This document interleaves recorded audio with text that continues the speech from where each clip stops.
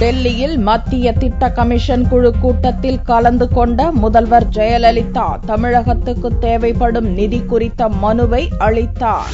டெல்லியில் மத்திய திட்டக்குழு கூட்டத்தில் பங்கேற்க முதல்வர் ஜெயலலிதா டெல்லி புறப்பட்டு சென்றார். இக்கூட்டத்தில் நடப்பு நிதியாண்டில் தமிழகத்துக்கு பல்வேறு கட்டமைப்பு மற்றும் மேம்பாட்டு திட்டப் பணிகளுக்கு தேவைப்படும் நிதி குறித்த கோரிக்கையை திட்ட கமிஷன் துணைத் தலைவர் மான்டேக் சிங் அலுவாலியாவிடம் முதல்வர் ஜெயலலிதா முன்வைத்தார். கடந்த நிதியாண்டில் 23,535 கோடி ரூபாய் நிதி ஒதுக்கப்பட்ட நிலையில் நடப்பாண்டில் கூடுதல் நிதி ஒதுக்கப்படும் என்று எதிர்பார்க்கப்படுகிறது. முதல்வர் ஜெயலலிதாவுடன் நிதியமைச்சர் ஓ பன்னீர்செல்வம், தலைமைச் செயலாளர் ஷீலா பாலகிருஷ்ணன், நிதித்துறை செயலாளர் சண்முகம் உள்ளிட்ட அதிகாரிகளும் உடன் சென்றுள்ளனர். முன்னதாக சென்னை விமான நிலையத்தில் செய்தியாளர்களிடம் பேசிய முதல்வர் ஜெயலலிதா வழக்கமான நிர்வாக பணி நிமித்தமாக டெல்லி செல்வதாக தெரிவித்தார். I am going to Delhi for the annual discussion with the Planning Commission.